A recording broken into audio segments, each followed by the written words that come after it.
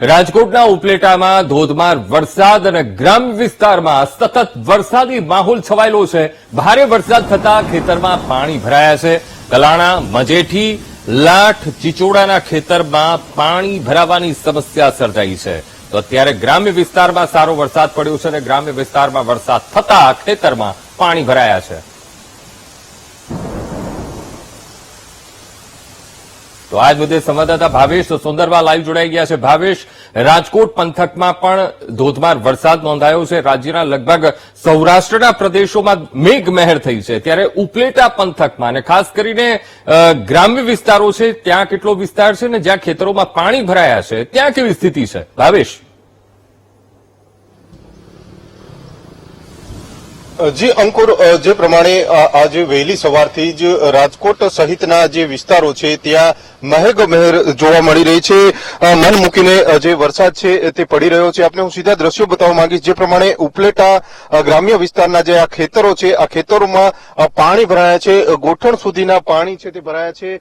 ખાસ કરીને જે દ્રશ્યો આપ જોઈ શકો છો તેની અંદર જે વાવેતર કરવામાં આવ્યું છે, એરંડા સહિતનું જે વાવેતર કરવામાં આવ્યું છે, સોયાબી, એરંડા સહિતનું જે વાવેતર કરવામાં આવ્યું છે તે પાણીમાં આખો પાક છે તે જતો રહ્યો છે। જ્યારે મોટા ભાગનો પાક છે ખેતરમાં જે ડૂબી ગયો છે। સાથે સાથે હાલ ચોમાસું છે, એટલે કે ચોમાસું પાકમાં જે કપાસ, એરંડા, સોયાબી સહિતના જે પાકો છે તે ઉગાડવામાં આવતા હોય છે અને જે પ્રમાણે વરસાદ આવી રહ્યો છે તે જોતા જ હાલ આ જે પાક છે તે પાણીમાં ગરકાવ થઈ ગયો છે। ખેડૂતોને હવે પડિયા ઉપર પાટુની સ્થિતિ છે તે સર્જાઈ છે, કારણ કે જે આ પાક છે તે નિષ્ફળ જવાની પૂરેપૂરી શક્યતાઓ છે।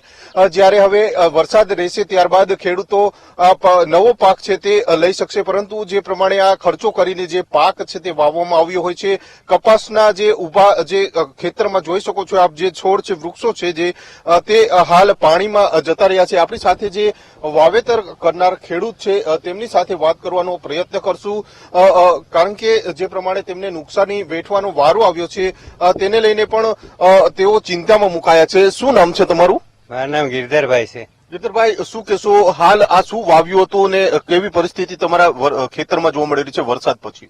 વરસાદ આખો ખેતરમાં કપાસનો ડૂબી ગયો છે। હવે કપા રહી જાય તો ઠીક, નકર તો બીજો વાવું જો હે। સોયાબીન વાવ્યા હતા, સોયાબીન તો ત્રીજો વાવેતર થઈ ગયો હે। પેલા વાવ્યા એ ગયા પાણીમાં, બીજા વાવ્યા એ ગયા, હવે ત્રીજા વાવેતર થાય। દર વખતે આ પ્રમાણે વરસાદમાં એવું જ થાય। હાર વરસ હે ને, મને અહીંયા જોતા જો ઘણા વરસ થઈ ગયા, બાકી પાણી કઈ જાતો નથી, પાખો ભરેલો રહીએ।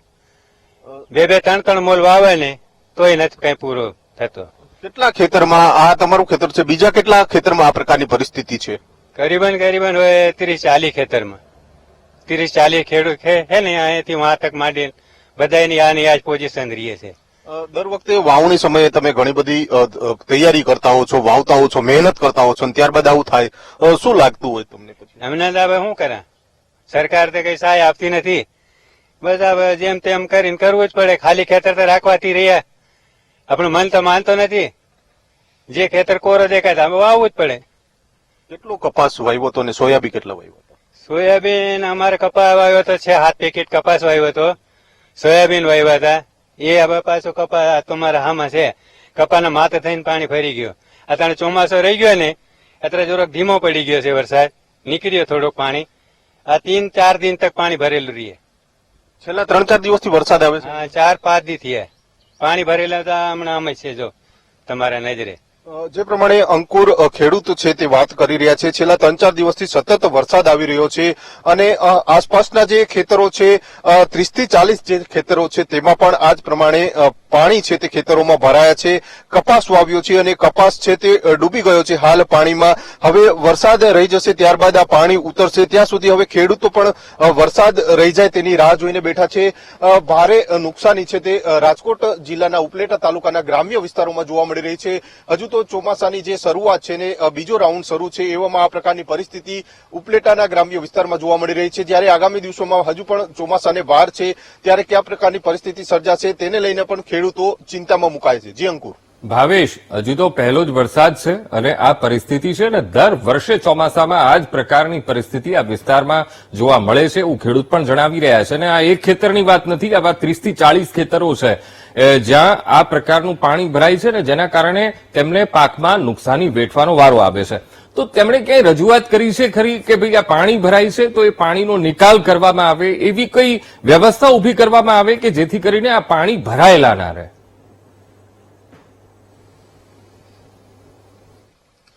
જે પ્રમાણે અંકુલ આ વખતના વરસાદની વાત કરવામાં આવે તો હજુ તો ચોમાસું શરૂ થયું છે ને ત્યારે જ આ પ્રકારની પરિસ્થિતિ સર્જાઈ છે, જેના કારણે ખેડૂતો પણ ચિંતાતુર બન્યા છે. જ્યારે અગાઉ વરસાદ આવતો હતો પરંતુ આટલા બધા પાણી છે તે ખેતરમાં આવતા નહોતા, જ્યારે 1-2 દિવસ પાણી આવતા હતા અને જતા રહેતા હતા, પાણી ઉતરી જતું હતું. પરંતુ હવે આ વખતના વરસાદમાં જે પ્રમાણેની સ્થિતિ સર્જાઈ છે તેને લઈને ખેડૂત પણ મૂંઝાયા છે. આપણે ફરીથી તેમને પૂછવાનો પ્રયત્ન કરશું.